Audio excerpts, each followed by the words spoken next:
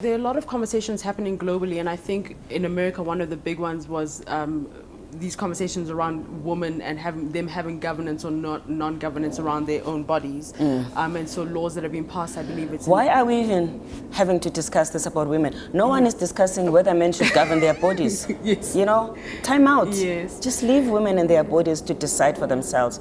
And actually, the most vocal, the most vicious people on this subject, it's actually men deciding what should happen to women. How do we depoliticize the conversation when we speak about FGM, when we speak about young girls getting married, when we speak about a woman's right to choose and everything? How do we depoliticize it? Because it often feels I don't even know if we can depoliticize it. You know, we actually need women's voices to remain as loud and louder. Even we need numbers.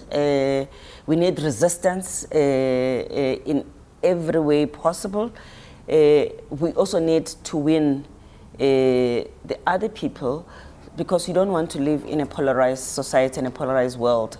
We want to bring people closer, and to the extent that men tend to be the most animated people on this subject, that is why Which is quite interesting. Yeah, absolutely. Yes. You know, that is why we need to actually engage men directly. I saw one of the addresses during I think you were speaking to one of the UN groups, I can't recall which one, and you gave a shout out. No, it was last year at your speech for Africa Day at the Thabo Mbeki Foundation, and you gave a shout out to Caster Semenya. And last year she was already having a hard time. This year, what is happening to her is it's even worse. But she's now received global attention, global support.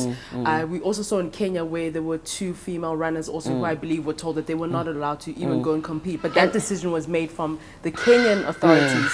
What are your thoughts around that conversation, specifically in an African context? You know, how do we change that? What are your thoughts? Girls like Caster, who are being discriminated in this way, need all the support we can give them.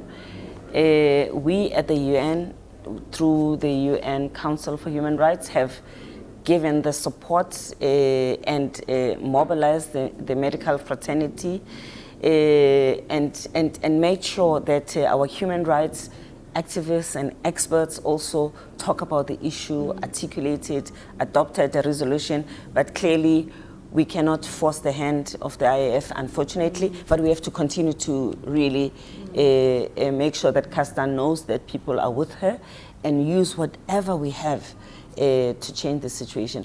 I mean, here's the thing. Caster has a genetic condition that gives her an advantage. Phelps, the swimmer, had a condition that gives an advantage as a swimmer.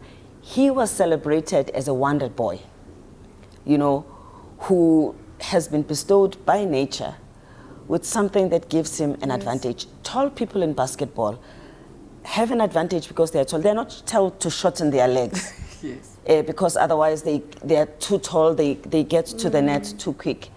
Now, how do we just isolate this one constituency of girls and say in their case they have to change their body? We are actually redesigning them so that they cannot be winners. I mean, it is just not acceptable, and we just need to continue to talk about it, and also we need to make sure that we call out also the double standards. As you see, a white young man in America has not suffered the same fate. A young white woman in Russia who also had the same advantages as Caster, it was never even an issue. This seems to be a really big issue. If you're a woman of color. It's happened to an Indian woman, it's happened to an African woman.